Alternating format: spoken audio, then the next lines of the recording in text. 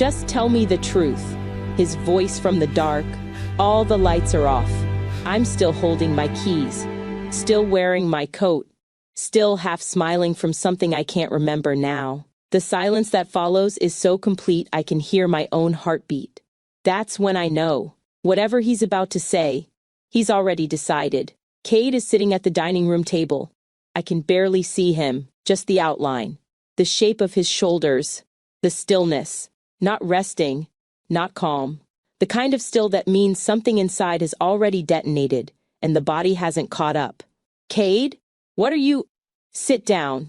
Not a request. A placement, like he's arranging pieces on a board before he sweeps them off. I sit, and then I see the table. Photographs. 6, 7, 8 of them. Fanned out across the mahogany like a dealer's spread. Printed text messages stacked beside them in neat rows. Highlighted. Annotated in handwriting that isn't his. A timeline. Organized. Deliberate. A case built for conviction. I pick up the nearest photograph. A woman walking into a hotel lobby. A man beside her, his hand on the small of her back. Another angle, same woman, same man. Outside an elevator. Close, intimate, the kind of proximity that doesn't need a caption. My stomach drops. I pick up the text messages, my phone number at the top, messages to a number I've never seen in my life, words I never typed, plans I never made, dates, times, room numbers. Cade, I don't know what this is. I don't know who. Don't. One word. And the way he says it, like fabric tearing slowly along a seam, tells me everything I need to know. He believes it. He already believes it. This isn't me. My voice is shaking, and I hate that it's shaking because shaking sounds like guilt when you're standing in front of someone who's already decided. Cade, look at me. This is not me. He won't look. His jaw is locked. His hands are flat on the table. Fingers spread, pressing down like he's trying to hold himself to the surface of the earth. And his eyes, I know those eyes. I've studied them in morning light. I've watched them soften when he's half asleep. I've seen them hold me like I was something precious he was afraid to lose. They're flat now, emptied out, like someone reached inside and pulled every warm thing from behind them and left only structure. I swear to you, on our vows, on everything we... Who is he? Not a question. A wall. There is no he. There is no one. Cade, I would never. Every word I say hits those photographs and dies. I'm watching it happen. My truth against printed evidence. My voice against paper. And paper is winning because someone built this lie with the kind of precision most people never bring to anything real. Then, I see it. A detail so small it should mean nothing. The coat. The woman in the photograph is wearing my coat, the camel wool, the one I lent out 3 weeks ago. Returned without a word. I thought nothing of it. The build, the height, the hair. And suddenly I'm not looking at photographs anymore. I'm standing inside 6 months of coffee dates and shopping trips and late-night phone calls where she listened more than she spoke. The friendship that arrived too easily, settled in too perfectly, knew my schedule, knew my wardrobe, knew things about my marriage that only someone invited inside it should know. It hits me like a car wreck. I know who did this. The coat. My voice drops to almost nothing. Cade, the woman in that photo is wearing my coat. I lent it to Sable 3 weeks ago. She returned it and I never thought, Cade, she set this up. The text, the photographs, all of it. The look on his face stops me cold. Not disbelief. Worse, disappointment. Like I've just sunk lower than he thought I could go. Like pointing a finger at the one person who supposedly cared enough to bring him the truth is the most desperate thing a guilty woman could do. And I realize it then, standing in my own dining room, in front of the man I married, in front of evidence manufactured with more care than most people pour into anything real. How do you prove something didn't happen? How do you hold up empty space and say, this is my innocence? This is where the crime never occurred? You can't. You can't show a jury the shape of nothing and call it proof. I don't know how to prove something didn't happen, Cade. My voice breaks on his name. The same name I whispered during my vows like a prayer.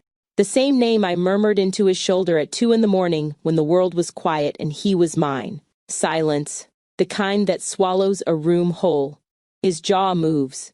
Once. A muscle. A decision. Get out. Not shouted. Placed. Like a period at the end of a sentence he finished writing hours before I walk through that door. I stand. My legs don't feel attached to my body. My keys are cutting into my palm and I let them because the pain is the only thing tethering me to this moment. This room. This life that is rearranging itself around me while I stand here unable to stop it. There is something I need to tell him. Something growing inside me right now. His child. Our child. The words are right there. Burning behind my teeth. Alive. Desperate. Clawing for air. But I look at his face. That stone. That sealed door. And I know, if I say it now, it becomes a bargaining chip. He won't hear, I'm carrying your baby. He'll hear, please don't leave me. And I will not lay my child on that table next to those photographs and beg this man to weigh one truth against a manufactured lie. So I swallow it. And it nearly kills me. I walk toward the door. My legs carry me because that's what legs do. They carry you out of rooms where your life ends. They don't ask if you're ready. They don't wait for permission. Behind me, silence. The kind of quiet that used to mean he was about to pull me into his chest. Now it means the lock has turned, and it will stay turned, for 7 years. Some verdicts are reached before the accused ever opens their mouth. Pain can turn a husband into a jury, and pride will seal a sentence before truth ever gets called to the stand. She stood in that room and did the only thing an innocent person can do. She told the truth. And it wasn't enough, because the lie was built better.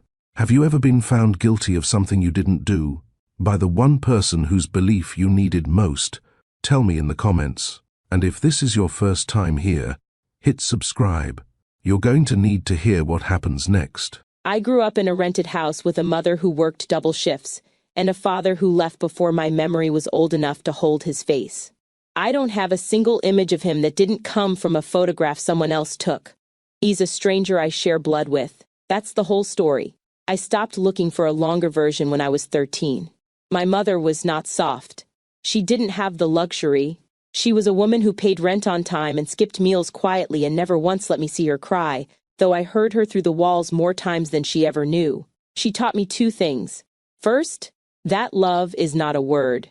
It is what you do when no one's watching and there's nothing in it for you. Second, that no one is coming to save you. Not because the world is cruel, because the world is busy. And if you wait for someone to carry you, you'll die in the waiting room. So I carried myself. Scholarships and stubbornness, that's what got me through. I learned to cook because groceries were cheaper than restaurants. I learned to write because journals were cheaper than therapy. I learned to be proud, because pride was the only thing nobody could repossess. You can lose a house. You can lose a man. You can lose every dollar to your name. But the way you hold your spine when the world is pushing down on your shoulders, that's yours. That stays. Self-made, fiercely independent, quietly lonely. Not the performative kind. Not the kind you post about or sigh about over wine. The kind that teaches you to set a table for one without flinching. The kind that makes you so good at being alone that you almost forget you're starving. I didn't need saving, but I wanted to be known. Truly known. Not admired for what I could survive, but seen for who I was when I wasn't surviving. When I was just existing. Soft. Unguarded. I was 26 when it happened. A fundraiser. Downtown. Polished room full of people performing generosity, the kind where the champagne costs more than the cause and everyone's checking to see who's watching them care. I didn't belong there, wasn't dressed for it, didn't try to be. I was there for one reason. My college mentor, Dr. Hargrove, was being honored posthumously. Heart attack at 61. The man who read my first terrible essay and instead of grading it wrote in the margin, "You have something. Don't waste it being safe." I wanted to hear the tribute. I wanted to stand in a room where someone said his name out loud.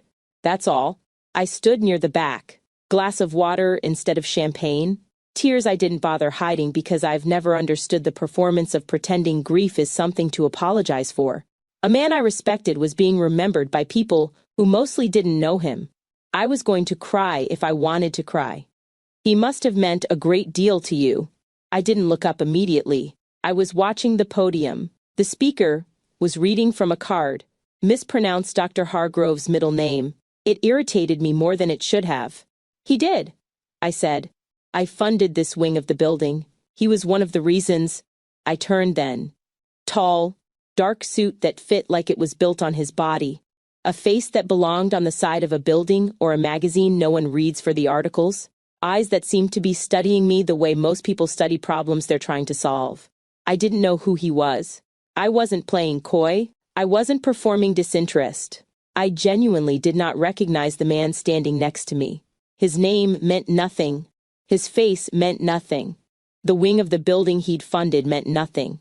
That's nice, I said. Did you know Dr. Hargrove? Something shifted behind his expression.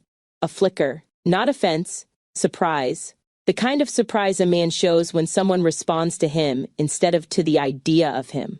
Like he'd been wearing a name tag his whole life, and someone just looked past it and asked him a question instead.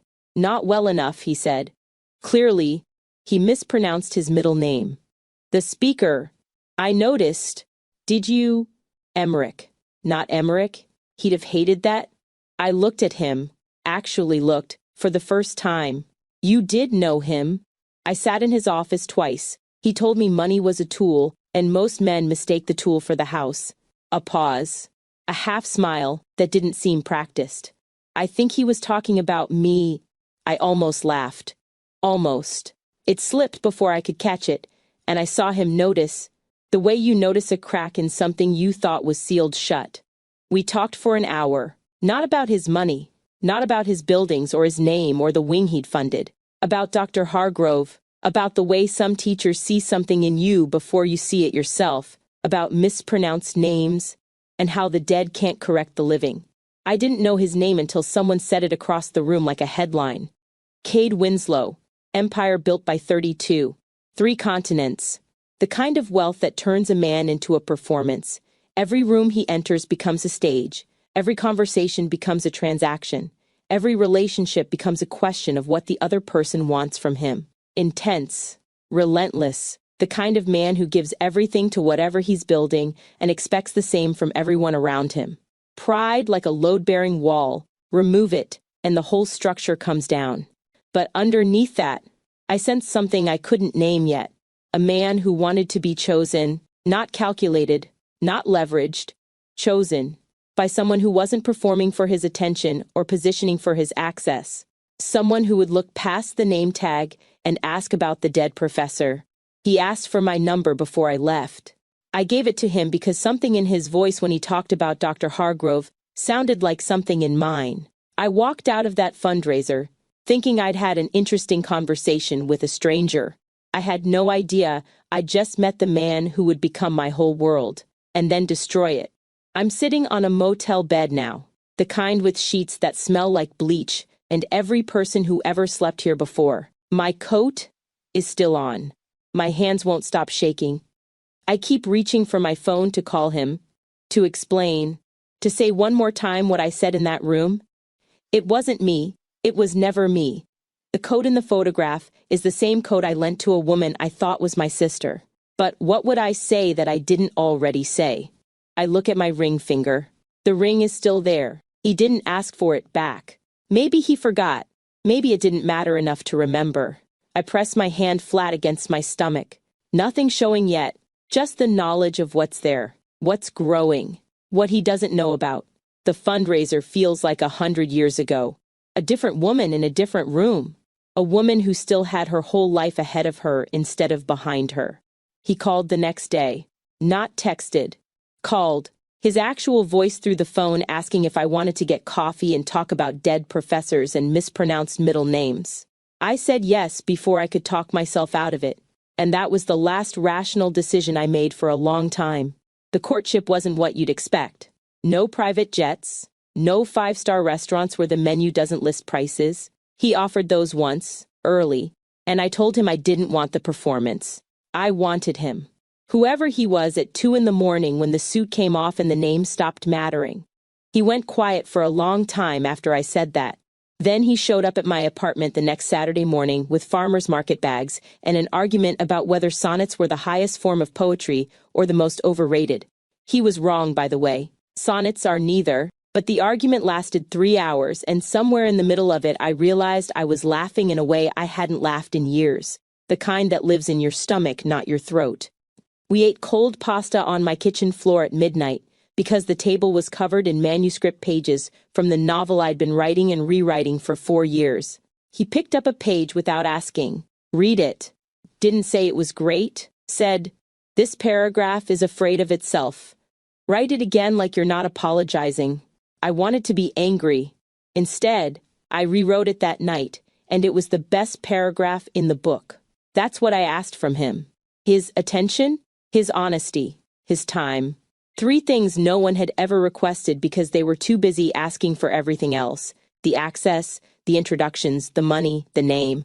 I wanted none of it, and he gave me the 3 things like a man who'd been holding them out for years. Arms extended, waiting for someone to want what was actually in his hands. I didn't fall gradually. I fell the way a woman falls when she's spent her entire life carrying herself, every bag, every burden, every broken thing. And someone walks up and says, "Let me hold some of that." Not all of it. Some. The offer itself was the revolution. Not rescue. Partnership. The difference mattered. It still matters. And Cade loved the way he did everything. With his whole chest. No exit strategy. No contingency plan filed in a drawer in case this didn't work. He loved like a man who had spent his entire life standing on the edge of something. Building, acquiring, conquering, and finally found a reason to jump. The proposal happened on my kitchen floor. The cold pasta floor. He planned something elaborate. I found out later there was a restaurant involved, a private room, a string quartet on hold. He scrapped all of it, showed up at my door on a Tuesday with a ring box and shaking hands, and got down on one knee between the table leg and a stack of manuscript pages. I laughed. Then I cried. Then I laughed again because he was crying too, and neither of us could get a full sentence out. When I finally managed words, I held his face, both hands, thumbs on his cheekbones, and said, "I'd choose you broke in a studio apartment, Cade Winslow. Don't you ever forget that." I meant it. Every syllable. I would have loved that man in a one-room walk-up with nothing but his name and his hands and his stubbornness.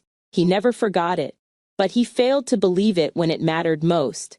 I posted a photo of the ring online that night. One of the first people to comment was a name I didn't recognize. Sable Fontaine, 3 heart emojis. I didn't think anything of it. She was just a name Cade had mentioned once. Someone from his past. I thought it was gracious of her to celebrate with us. A week before the wedding, she texted me directly. "If you need help with anything at all, I'm here." I thought it was kind. I didn't ask myself why a woman I'd barely met was offering to carry my stress. The wedding was everything and nothing. Ivory dress, not white. I chose ivory because white felt like pretending, and I'd never been good at pretending. Small ceremony. His world wanted a spectacle. 500 guests and a cathedral. We gave them a garden and 70 people and vows that weren't written by anyone but us. His voice cracked during his twice. The second time he stopped, pressed his fingers to his eyes, and the garden went silent. Not uncomfortable, reverent. Like everyone in those chairs understood they were witnessing something that wasn't for them. My vows, I whispered, our foreheads nearly touching, close enough that no microphone could catch the words. They were his, only his.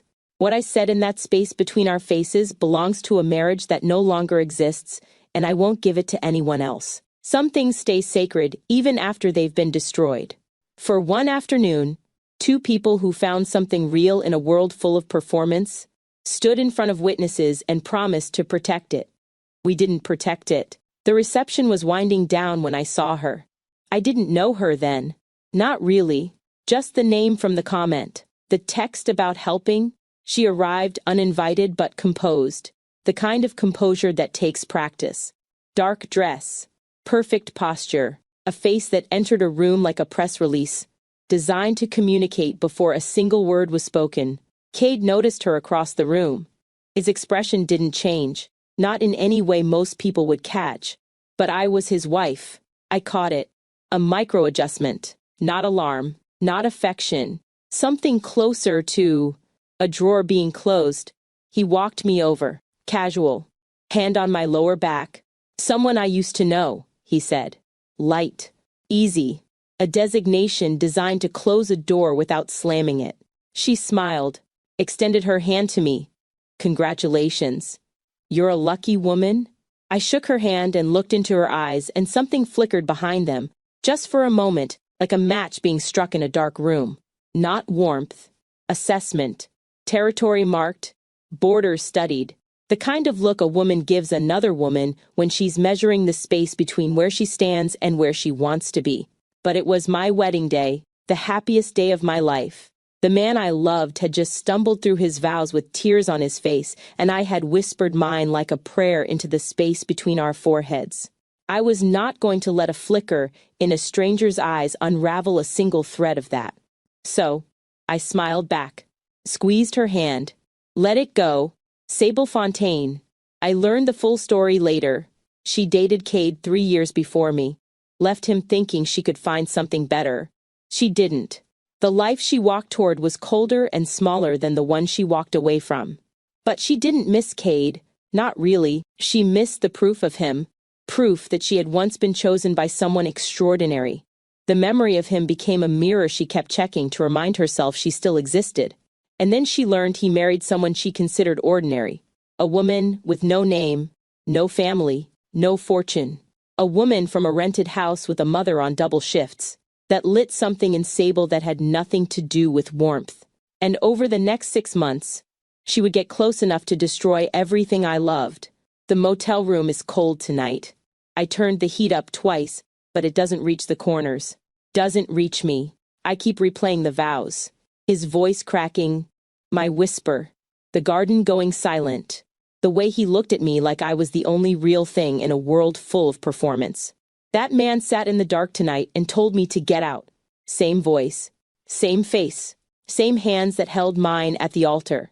I don't understand how you can love someone with everything you have and still not be enough to outweigh a stack of photographs and a woman with tears in her eyes. I press my hand against my stomach again.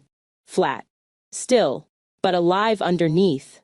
I'll tell you about your father someday, I whisper to no one. To someone.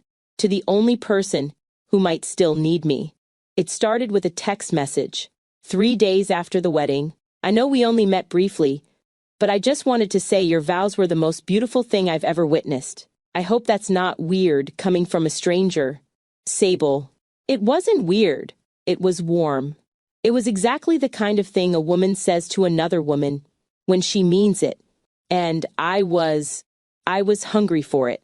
I won't pretend otherwise. Cade's world was beautiful and airless. The women in his orbit spoke in a language I never learned, a currency of last names and vacation properties and charity boards that functioned more like territory than generosity. I sat at their tables. I wore the right clothes. I smiled in the right places. But I was always translating, always half a beat behind the conversation that was happening underneath the one everyone could hear. I didn't have close friends in that world. I had my mother, who loved me in her way, but had never learned the vocabulary of softness. I had colleagues. I had acquaintances who became scarcer once the ring went on because proximity to a man like Cade rearranges the social physics around a woman. People stop seeing you and start seeing your access. So when Sable texted, I texted back. Coffee became a weekly thing, then twice a week. She always chose the place, somewhere quiet, somewhere warm, somewhere that felt like a secret we shared. She asked questions the way a good therapist does, open-ended, patient, never rushing the answer. She remembered details. If I mentioned a book on Tuesday, she'd bring it up on Saturday. If I said I was stressed about something, she'd follow up 3 days later. How did that go? I've been thinking about you. It didn't feel like surveillance. It felt like being seen. By someone who wasn't my husband. By someone who chose me. Not because I was Cade Winslow's wife, but because she liked who I was. At least, that's what I believed. She came shopping with me one afternoon. We were in my closet pulling outfits for a charity event when she stopped in front of my camel coat. Ran her fingers along the wool. "Can I borrow this?" She held it up against herself, studied the way it sat on her shoulders, turned in the mirror. "We're almost the same size. Isn't that funny?" "Of course," I said. "Keep it as long as you need." She smiled. That warm, easy smile that made me feel like I had a sister for the first time in my life. She took the coat home that afternoon. 2 weeks later, she returned it. Folded, clean, no explanation. I hung it back in the closet and never thought about it again, until I saw it in the photographs. Late-night phone calls where I talked and she listened. I told her about my childhood, about my mother, about the loneliness I carried before Cade, and the different kind of loneliness I sometimes felt inside his world.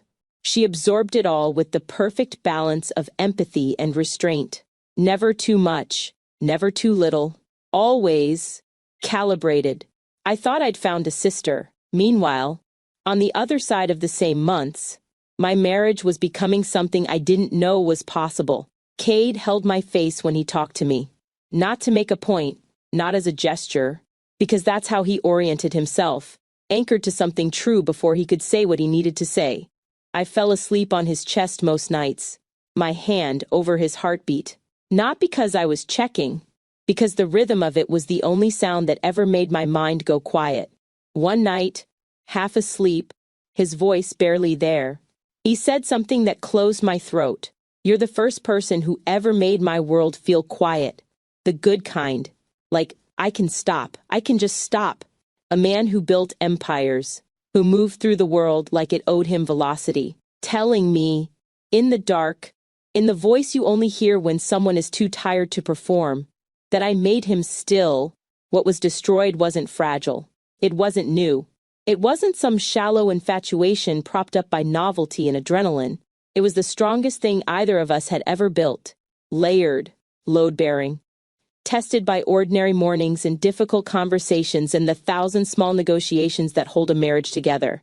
That's what made the breaking so complete. 5 months after the wedding, I sat on the bathroom floor with a test in my hand and 2 lines staring back at me. I couldn't breathe. Not from fear. From the size of the joy. It was too large for my body.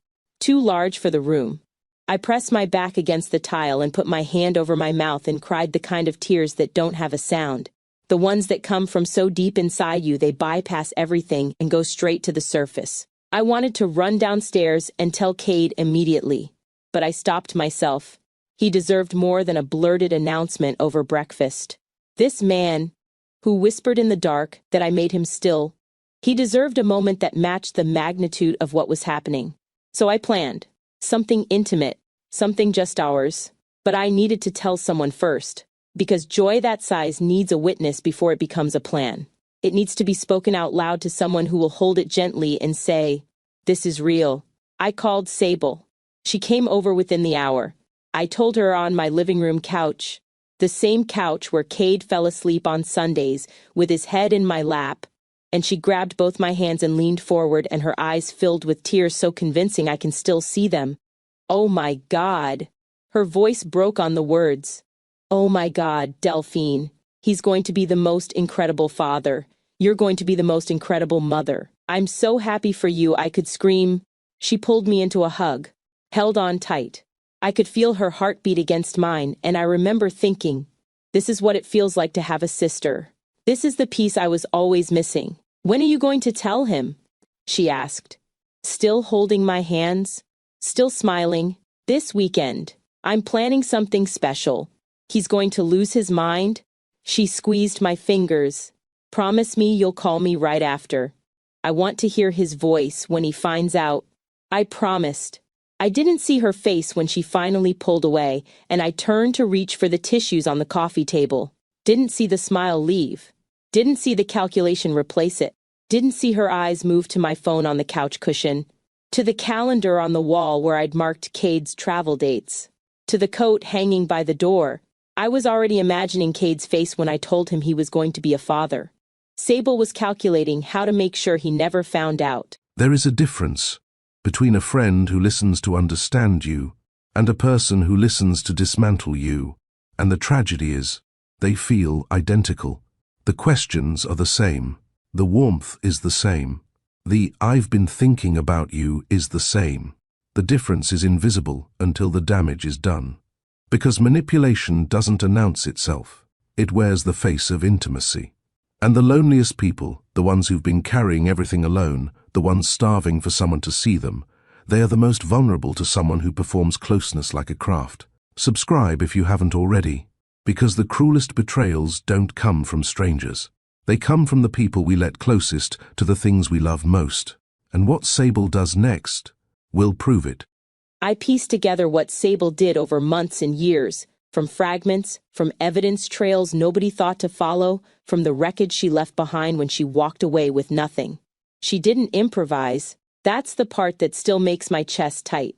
She didn't act on impulse or jealousy or a single heated moment.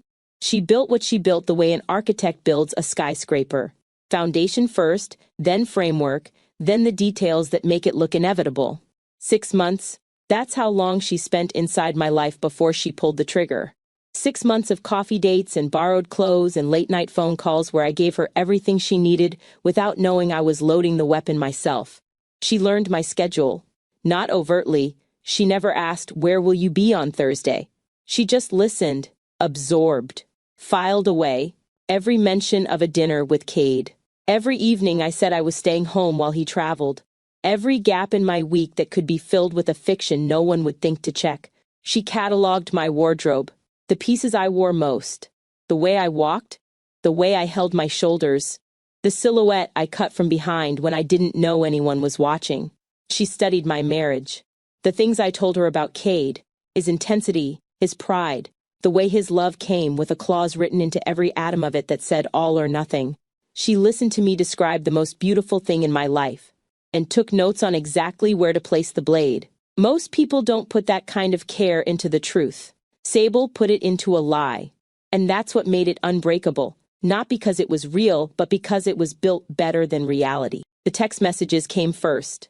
Cloned from my phone number, the technology exists, and it's not even difficult if you know what you're doing. Messages sent from what appeared to be my number to a burner phone she controlled. Conversations with a man who didn't exist. Intimate. Escalating. Dates and times and room numbers, and the kind of language that doesn't leave room for innocent interpretation. She wrote both sides. My voice.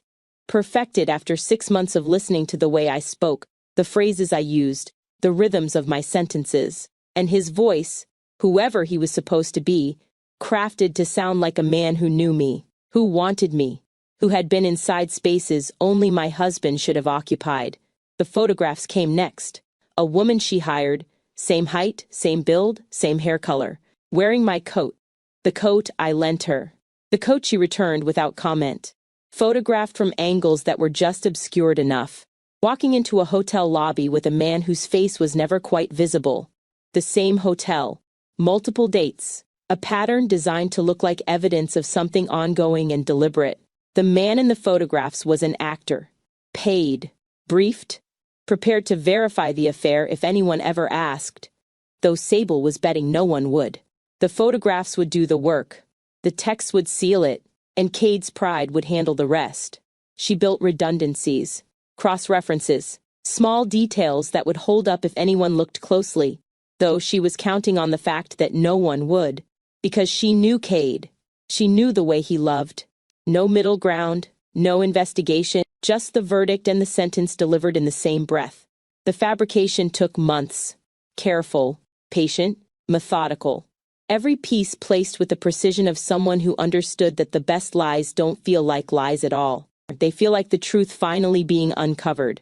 And when it was ready, when every thread was woven, and every exit was blocked, she delivered it. She came to our home, the home I shared with Cade, the home where I fell asleep on his chest and planned to raise our child and imagined a lifetime of ordinary mornings. She came with tears in her eyes, trembling hands, the performance of reluctant honesty, a woman who didn't want to be the messenger but whose conscience left her no choice. I didn't want to believe it either. But you deserve the truth. She showed him the photographs first, then the texts, then the timeline. She answered his questions with the exact right amount of hesitation. Not too smooth, not too fumbling. Devastated. Conflicted. A woman who loved us both and had to make an impossible choice. Cade's world ended in that conversation, not with an explosion, with an implosion. Everything collapsing inward. The foundation he'd built his marriage on, trust, truth, the belief that he'd finally found someone who loved him for himself, crumbling into a hole so deep he couldn't see the bottom. He sat at the dining room table, turned off the lights, and waited for me to come home. Now you know what was waiting for me when I walked through that door. Now you understand why the photographs looked so real, why the texts seemed so damning, why a man who loved me couldn't see past the evidence to the woman standing in front of him. The lie was perfect, and perfect lies don't leave room for the truth. I walked toward my front door that evening with a hand on my stomach, a habit I'd already developed even though nothing was showing yet. I was thinking about the surprise I was planning, the moment I would tell him, the look on his face when he understood what was growing inside me. The woman I was when I opened that door would not be the same woman who left it. The hotel room was small, clean in the way budget hotels are clean, functional, impersonal, designed for people who need a place to sleep and nothing more. I sat on the edge of the bed with my coat still on and my hands shaking, and the kind of silence around me that feels like drowning. 3 hours earlier, I had been a wife. I had been carrying a secret that was supposed to be joy. I had been walking toward a door that led to my life. Now I was sitting in a room that smelled like industrial detergent and trying to remember how to breathe. I didn't sleep that night. I sat in the dark and replayed every moment. His face, his voice, the photographs fanned across the table like a verdict. The way he said get out without raising his voice. The way the door closed behind me with a sound that wasn't loud but somehow echoed anyway. And somewhere in the middle of that darkness, I started to write, not on my laptop, not in a journal, on hotel stationery, the kind with the logo at the top that nobody ever uses. I wrote because writing was the only thing I knew how to do when the world stopped making sense. I wrote because if I didn't put the words somewhere outside my body, they were going to eat me alive from the inside. The letter wasn't angry. I had every right to rage, to scream through ink, to let fury pour out of me in accusations and demands. But that's not what came. What came was truth, laid out with the same care I would later bring to my novels. Clear, organized, the most important piece of writing I had ever done. I wrote about Sable. I started at the beginning, the text message 3 days after the wedding, the coffee dates, the borrowed clothes, the way she inserted herself into my life with the patience of someone following a blueprint. I named every red flag I had missed, every detail that made sense now in the rearview mirror, the friendship that was too eager, too perfectly calibrated, too hungry for information I gave freely because I thought I was being seen. I wrote about the coat, my camel coat, the one she borrowed and returned without comment, the one the woman in the photographs was wearing. I wrote the timeline. Every night the affair supposedly occurred, I listed them, dates, times, and beside each one, where I actually was, with Sable. Documented, receipts from restaurants we visited together, GPS records still stored in my phone, credit card statements with her name beside mine. On every single night, I was allegedly in a hotel room with a man who didn't exist. I was sitting across a table from the woman who invented him. I wrote that the hotel had no record of me. Ever. Not a single reservation. Not a single check-in. The man in the photographs matched no one. Not a friend, not a colleague, not a single face in my life. The text came from a cloned number anyone with the right software could create. I asked Cade to do one thing. Check. Just check. Not believe me blindly. Not take my word against the evidence. Just look. Verify. Investigate with half the energy he brought to every business deal he'd ever closed. The truth was there. It was findable. All he had to do was look for it. Then I wrote about our child. I'm carrying your baby. I found out 2 weeks ago. I was planning to tell you. Something beautiful, something just ours. That's gone now. But you need to know. Whatever happens between us, there is a life inside me that belongs to both of us, and you deserve to know it exists. The last line took me 20 minutes to write.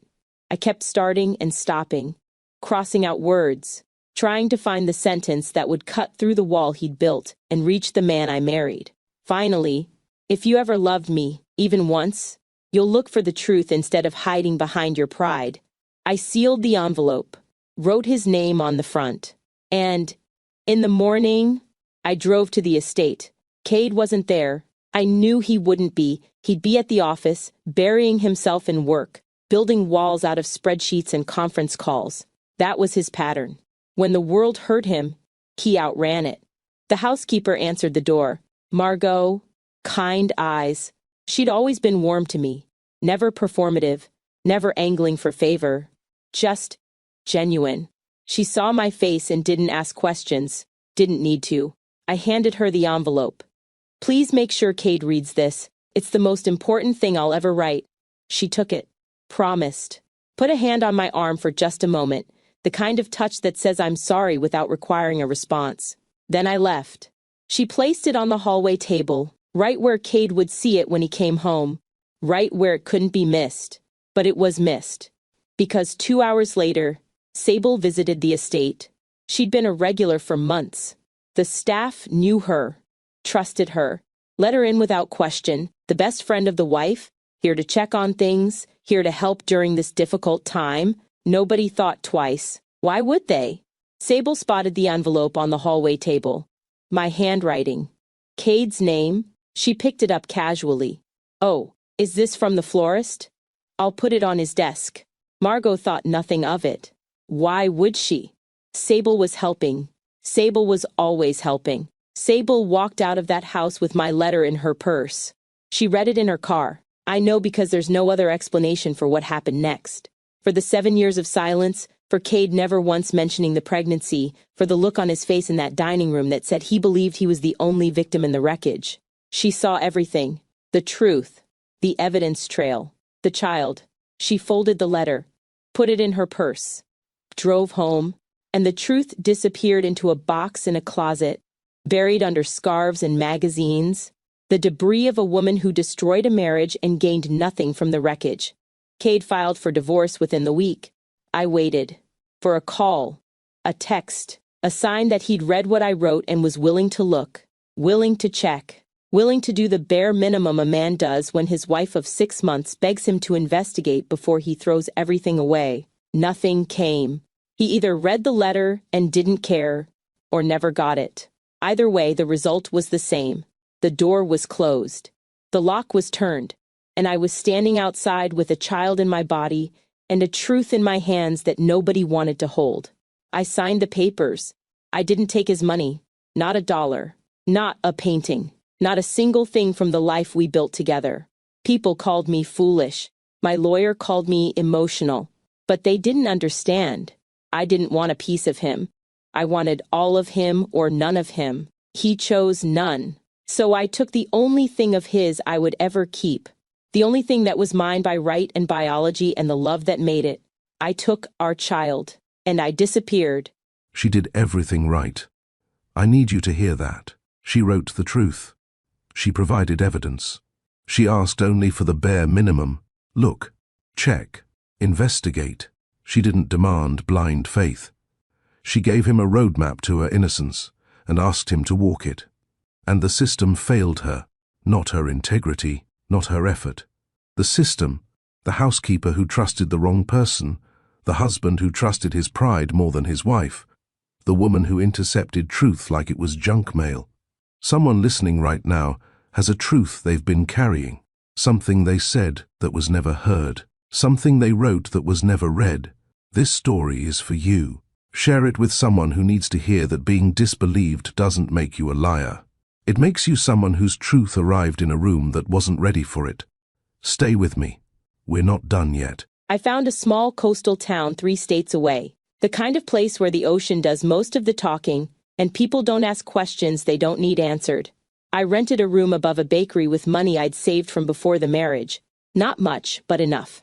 Enough for first month's rent. Enough for groceries. Enough to survive until I could figure out what surviving was going to look like. I was alone, pregnant, no connections, no name that opened doors, and I wouldn't have used his name even if it could. I took odd jobs, copywriting for local businesses, Editing for a small press that paid late, but paid. Weekend shifts at a bookshop where the owner let me sit when my feet swelled and never asked why a woman my age looked like she was carrying the weight of something heavier than a child. And I wrote. At first it was just journals, raw, unstructured, grief pouring out of me in sentences that didn't connect